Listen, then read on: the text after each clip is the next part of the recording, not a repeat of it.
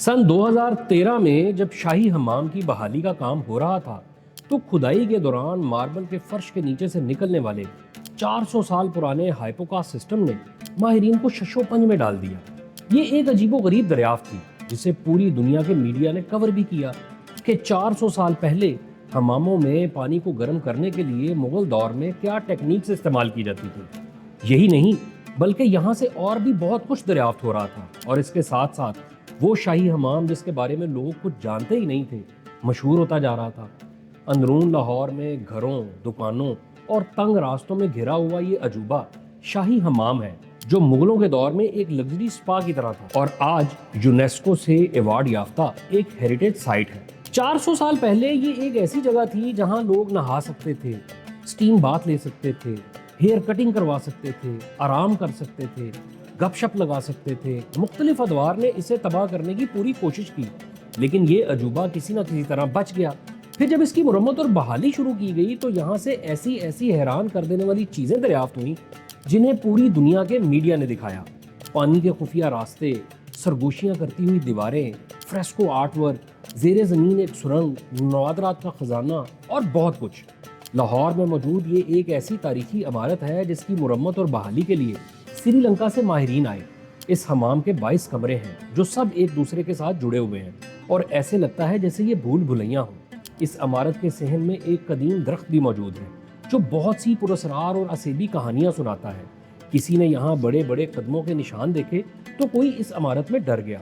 اس خوبصورت اور شاندار عمارت کی تاریخ، اس سے جڑی کہانیاں، اس کا سٹرکچر، یہاں ہونے والی ایکٹیویٹیز، اس کی ٹکٹ، اس کے کھلنے اور بند ہونے کی ٹائمنگز اور اس سے جڑی ہر ڈیٹیل کو ہم اس ویڈیو میں ڈسکس کریں گے۔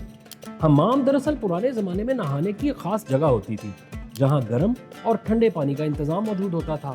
ان حماموں میں سٹیم باتھ کے لیے خاص کمرے بھی بنائے جاتے تھے، مگر یہ حمام صرف نہانے کی جگہ نہیں تھے بلکہ یہاں لوگ ایک دوسرے سے ملاقات کرتے تھے، سیاست پر گفتگو کرتے تھے اور کاروباری معاملات بھی طے کرتے تھے۔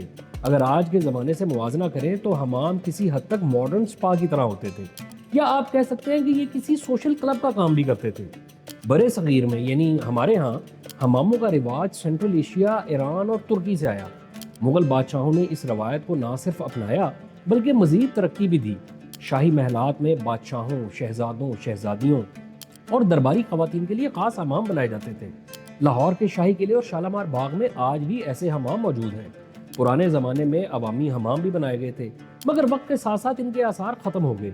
پاکستان میں اگر اس دور کا کوئی عوامی حمام بچا ہے تو وہ یہ عمارت ہے۔ یہ حمام دہلی دروازے میں موجود ہے۔ جیسے ہی آپ دہلی دروازے سے اندر داخل ہوں، بائیں جانب اس کی عمارت نظر آتی ہے اور آگے بائیں طرف گڑ منڈی کی گلی اس کے داخلی دروازے تک لے جاتی ہے۔ اگر ہم جغرافیائی طور پر اس شاہی حمام کی لوکیشن کو دیکھیں تو یہ اس زمانے میں بہت آئیڈیل تھی۔ جب مسافر لاہور آتے تو وہ دہلی دروازے سے داخل ہو کر پہلے حمام میں نہاتے، تازہ دم ہوتے اور پھر مسجد وزیر خان میں نماز پڑھنے چلے جاتے۔ اس وقت حمام میں داخلے کے لیے معمولی فیس بھی لی جاتی تھی، جیسے قدیم روم کے حماموں میں ہوتا تھا جہاں شروع میں فیس لی جاتی تھی جسے بعد میں شہرت کے حصول کے لیے رومن شہنشاہوں نے مفت کر دیا تھا۔ اس شاہی حمام کا انتظام چلانے کے لیے ایک خاص عملہ بھی ہوتا تھا جس میں نہانے کے نگران، دربان، حجام اور دیگر لوگ شامل ہوتے تھے جو نہانے کے عمل کو آرام دہ اور پرتعیش بنانے میں مدد دیتے تھے۔ یہ حمام اس دور کی ماڈرن سروسز سے آراستہ تھا۔ یہاں نہانے کا بہترین انتظام تھا، مساج، سونا باتھ اور سپا سروسز موجود تھیں۔ پھر بالوں کی تراش خراش، مینیکیور اور پیڈیکیور جیسی سہولتیں موجود تھیں۔ یہ کسی ماڈرن لگژری سیلون یا سپا کی طرح تھا جہاں لوگ نہانے اور آرام کرنے آتے تھے۔ ترکی میں تو آج بھی حمام صدیوں پرانی عثمانی روایت کے مطابق چل رہے ہیں جہاں لوگ جسمانی صفائی کے ساتھ ساتھ ذہنی سکون اور تازگی بھی حاصل کرتے ہیں۔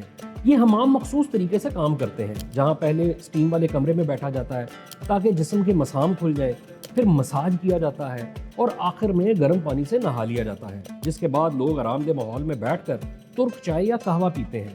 ان حماموں میں اب تو جدید سہولتیں بھی شامل کر دی گئی ہیں جیسے اروما تھراپی اور ہربل اسکرب وغیرہ تاکہ لوگ زیادہ آرام محسوس کریں۔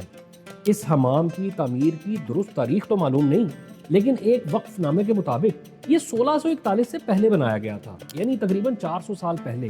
اسے مغل دور کے مشہور حکیم اور لاہور کے گورنر شیخ علم الدین انصاری، جو وزیر خان کے نام سے جانے جاتے ہیں، انہوں نے تعمیر کروایا۔ یہی وزیر خان مسجد کے بانی بھی تھے۔ جو اس حمام سے کچھ فاصلے پر ہی موجود ہے۔ وزیر خان نے لاہور میں کئی اور شاندار عمارتیں بھی بنوائیں، جن میں وزیر خان کی بارہ بھی شامل ہے، جس پر میں پہلے ہی ایک ویڈیو آپ کو دکھا بھی چکا ہوں۔ وقف نامے کی دستاویزات سے پتہ چلتا ہے کہ مسجد وزیر خان سے دہلی گیٹ تک کے راستے میں دونوں اطراف کی دکانیں اور مکانات وزیر خان کی ذاتی ملکیت تھے، جو انہوں نے کرائے پر دے رکھے تھے۔ ان جائیدادوں سے انہیں معقول آمدنی حاصل ہوتی تھی۔ اسی عرصے میں انہوں نے یہ حمام بھی بنوایا اور اس کے بالکل سامنے ایک سرائے بھی بنوائی، جو سرائے وزیر خان کے نام سے مشہور تھی۔ اس سرائے میں مسافر رات بسر کرتے تھے۔ تاریخی حوالہ جات بتاتے ہیں کہ وزیر خان کی سرائے سکھ دور میں تباہ ہو گئی اور بعد میں لاہور میں آنے والے ایک بڑے سیلاب نے اس کے باقی کے آثار بھی مٹا دیے۔ حمام اور سرائے بنانے کا مقصد بھی آمدن ہی تھا، لیکن ان دونوں جگہوں سے حاصل ہونے والی آمدنی مسجد وزیر خان اور اس سے منسلک سرگرمیوں کے لیے وقف کی گئی تھی۔ کچھ تاریخی حوالوں کے مطابق ابتدا میں یہ حمام صرف شاہی خواتین کے لیے مخصوص تھا، لیکن بعد میں اسے عوام کے لیے کھول دیا گیا۔ بعض روایات یہ بھی بتاتی ہیں کہ اس زمانے میں ہفتے کے کچھ دن خاص طور پر خواتین کے لیے مختص تھے، اور ان دنوں یہاں صرف خواتین کی خدمت کے لیے خادمائیں موجود ہوتی تھیں۔ وقت گزرتا گیا۔ مغلوں کے بعد جب سکھوں کا دور آیا تو اس عمارت کو سنبھالا نہیں گیا۔ اس کا واٹر ہیٹنگ سسٹم اسی دور میں تباہ ہوا۔ پھر برٹش دور میں جب دہلی دروازے کی دوبارہ تعمیر کی گئی تو اس دوران اس کا ایک حصہ مسمار کر دیا گیا۔ ابھی اس عمارت کا موجودہ سائز تقریباً 2 کنال اور 9 مرلے سے کچھ زیادہ ہے، لیکن ابھی حال ہی میں جو کھدائی کی گئی ہے اس سے یہ ثابت ہوتا ہے کہ یہ عمارت اس سے کہیں زیادہ بڑی تھی۔ برٹش دور میں تو اس عمارت کو پولیس اور فوجیوں کے لیے رہائش گاہ میں بدل دیا گیا تھا۔ پارٹیشن کے بعد اس حمام کی حالت مزید بگڑتی گئی۔ ماضی میں لاہور کی میونسپل کارپوریشن نے اس حمام کو مختلف مقاصد کے لیے استعمال کیا۔ یہاں بچوں کا اسکول، ڈسپینسری اور محکمہ صحت کے دفاتر قائم کر دیے گئے، جس کی وجہ سے عمارت میں کئی تبدیلیاں کی گئیں۔ کچھ دروازے بند کر دیے گئے اور نئے کمرے بنا دیے گئے، جس سے حمام کی اصل شکل متاثر ہوئی۔ بدقسمتی سے حمام کے پرانے پانی کے تالاب مکمل طور پر ختم کر دیے گئے۔ حمام کی ایک سائٹ پر موجود کمروں کو دکانوں کے طور پر کرائے پر دے دیا گیا۔ ان تجاوزات کی وجہ سے پانی کی دراندازی نے حمام کے بنیادوں کو کمزور کر دیا۔ مختصر یہ کہ ہر دور میں اسے نقصان پہنچانے کی کوشش کی گئی، مگر یہ کسی نہ کسی طرح بچ گیا۔ سن 2012 میں اس حمام کی بحالی کا کام شروع کیا گیا۔ بحالی کے اس کام میں 4 ادارے شامل تھے: walled city of Lahore authority, حکومت پنجاب، آغا خان ٹرسٹ فار کلچر اور رائل نارویجن ایمبیسی۔ سن 2014 میں اس حمام کے پاس سے تقریباً 57 تجاوزات ہٹائی گئیں تو اس کی اصل بیرونی شکل سامنے آئی۔ جب بحالی کا کام شروع ہوا تو اس پوری عمارت کا نقشہ ہی تبدیل ہوتا چلا گیا، بلکہ یوں کہیں کہ شاہی حمام اپنی اصلی شکل میں ظاہر ہونا شروع ہو گیا۔ 1991 میں محکمہ آثار قدیمہ نے اس حمام کے تمام کمروں میں ماربل کے فرش بچھا دیے تھے۔ جب اس ماربل کو کھودا گیا تو نیچے سے اس حمام کا ہائپوکاسٹ سسٹم دریافت ہوا۔ ہائپوکاسٹ سسٹم ایک قدیم طریقہ تھا جو عمارتوں کو گرم رکھنے کے لیے استعمال ہوتا تھا، خاص طور پر رومن، عثمانی اور مغل دور کے شاہی حماموں میں۔ اس سسٹم میں فرش کے نیچے خالی جگہ بنائی جاتی تھی، جس میں اینٹوں کے چھوٹے ستون رکھے جاتے تھے اور ان کے درمیان بھاپ گزاری جاتی تھی تاکہ پورا کمرہ گرم ہو سکے۔ یہاں بھی کچھ ایسا ہی تھا۔ کھدائی کے دوران پتہ چلا کہ شاہی حمام کے فرش کے نیچے بھاپ کے خفیہ راستے بنائے گئے تھے۔ یہ نظام بالکل آج کے سینٹرل ہیٹنگ یا سونا بات کی طرح کام کرتا ہے۔ حمام کے نیچے بڑے بھٹے تھے جہاں لکڑیاں جلائی جاتی تھیں اور پانی گرم کیا جاتا تھا۔ اس گرم پانی سے بھاپ بنتی تھی جو خاص راستوں سے گزر کر فرش اور پانی کے تالابوں کو گرم رکھتی تھی تاکہ لوگ سردیوں میں بھی آرام دہ غسل کر سکیں۔ دیواروں میں چھپے پائپ تازہ پانی لاتے تھے، جبکہ استعمال شدہ پانی نالیوں کے ذریعے باہر نکال دیا جاتا تھا۔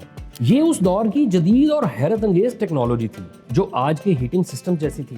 پھر جب ماہرین نے پانی کی نکاسی کے لیے 20 فٹ گہرا کنواں کھودا تو 17 فٹ پر انہیں ایک پانی کا سپلائی چینل ملا جو پورے حمام کو پانی فراہم کرتا تھا۔ پھر اس عمارت کی دیواروں پر کیے گئے وائٹ واش کو مخصوص کیمیکل سے ہٹایا گیا اور نیچے چھپے فریسکو آرٹ ورک کے آثار سامنے آنا شروع ہوئے۔ سری لنکا سے ماہرین کی ٹیم بلائی گئی جنہوں نے نیشنل کالج آف آرٹس کے اسٹوڈنٹس کے ساتھ مل کر فریسکو آرٹ ورک کی بحالی کا کام کیا۔ اس دوران پانی کی گزرگاہوں، ہائپوکاسٹ سسٹم اور حمام کے نیچے سے دریافت ہونے والے آثار کو محفوظ کر لیا گیا۔ اس حمام کی بحالی کا کام اتنے زبردست انداز میں کیا گیا کہ 2016 میں اس حمام کو UNESCO heritage Asia Pacific award of merit دیا گیا۔ حمام میں داخل ہونے کے لیے ٹکٹ خریدنی پڑتی ہے۔ یہ ٹکٹ स्टूडेंट्स के लिए 20 रुपए, आम लोगों के लिए 50 रुपए और फॉरेनर्स के लिए 400 रुपए की है। और टिकट घर के बिल्कुल साथ ही सीढ़ियां उतर कर नीचे जाती हैं और कुछ आगे हमाम में दाखिल होने का रास्ता है। यहाँ नीचे लोहे की ग्रिल्स लगाई गई हैं और शीशे का फ्लोर इंस्टॉल किया गया है ताकि इस हमाम की खुदाई के दौरान होने वाली दरियाफ्तों को देखा जा सके। हमाम की बहाली के दौरान यहाँ से आर्टिफैक्ट्स भी निकलना शुरू हुए। ये कई सदियां पुराने नवादरात हैं। अब इन्हें हमाम में ही एक जगह पर डिस्प्ले कर दिया गया है। हमाम में दाखिल होते ही आप एक शानदार मुगल फन तामीर की दुनिया में कदम रखते हैं। ये हमाम 2 हिस्सों पर मुश्तमिल है जिन्हें एक राहदारी अलग करती है।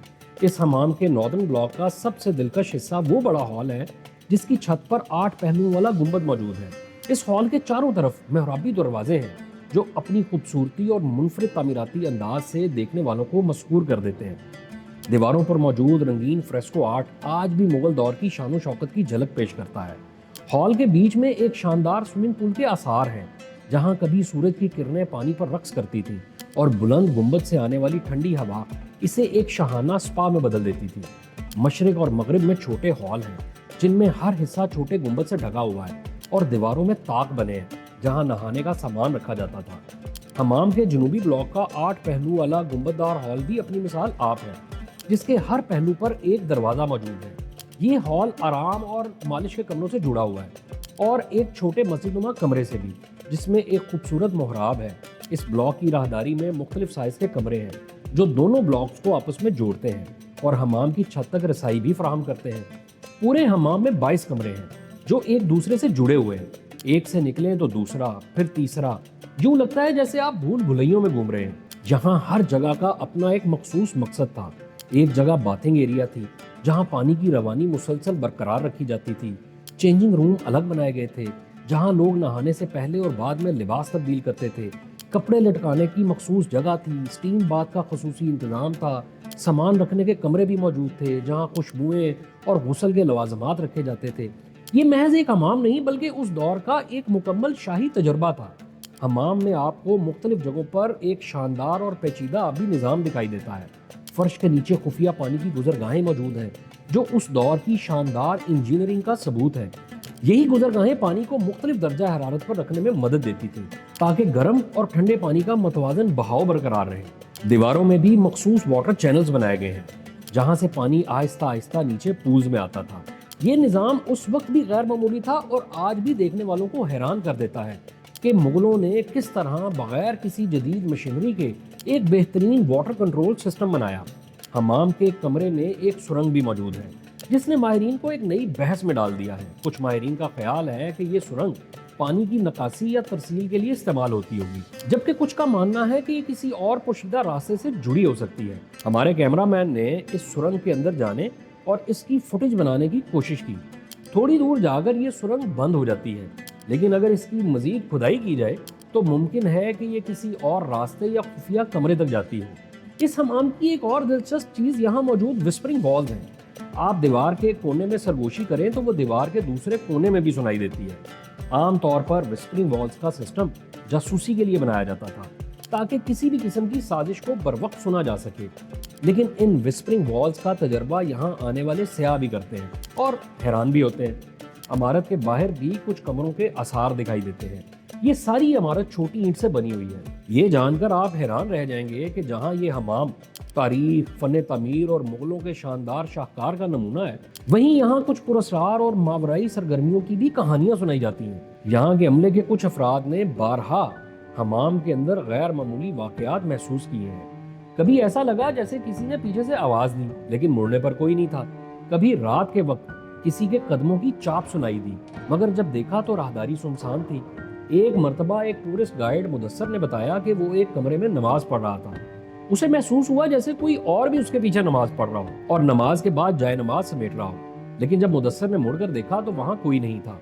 ये वाकया इतना मशहूर हुआ कि खुद वॉल्ड सिटी लाहौर अथॉरिटी के लिटरेचर में भी इसका जिक्र मौजूद है। ये किस्सा सुनकर सयाह मजीद हैरत और तजस्सुस के साथ इस तारीखी हमाम को देखने आते हैं। हमाम के सहन में एक दरख्त है जिसे मुकामी लोग असेब ज़दा समझते हैं। ये दरख्त न जाने कितने बरसों से यहाँ खड़ा है और इसके साथ कई खौफनाक कहानियां वाबस्ता हैं। हर जुमेरात की रात इलाके के लोग इस दरख्त के नीचे आकर मोमबत्तियां और तेल के चिराग जलाते हैं। कुछ का कहना है कि ये एक कदीम रवायत है جبکہ کچھ اسے کسی اندیکھی طاقت کو خوش کرنے کی کوشش قرار دیتے ہیں۔ یہ سب کہانیاں کتنی سچ ہیں؟ کیا واقعی یہ درخت پراسرار ہے یا یہ سب انسانی ذہن کے تخلیق کردہ وہم ہے؟ اگر آپ بھی کبھی اس حمام میں جائیں تو ذرا دھیان سے چلیں، شاید آپ کو بھی کوئی سرگوشی سنائی دے یا کوئی سایہ نظر آ جائے۔ یہ شاہی حمام آج کل ایک بڑا پرکشش سیاحتی مرکز بھی ہے۔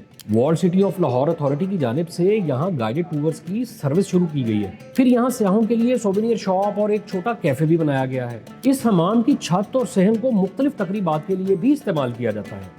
پھر ٹورسٹ کی سہولت کے لیے یہاں ماہر گائیڈز موجود ہیں جو انتہائی ویلکمنگ سٹائل میں حمام کی سیر کرواتے ہیں اور یہاں کی حیران کن دریافتیں دکھاتے ہیں۔ جو اس حمام کا ویٹنگ ایریا تھا اسے اب ایک کانفرنس روم میں بدل دیا گیا ہے۔ شاہی حمام صبح 8 بجے سے لے کر شام 8 بجے تک کھلا رہتا ہے۔ یہ حمام صدیوں کی آزمائشوں میں ثابت قدم رہا۔ اس کی تعمیر میں مضبوط ترین میٹیریل استعمال کیا گیا جو آج کے دور میں نایاب ہے۔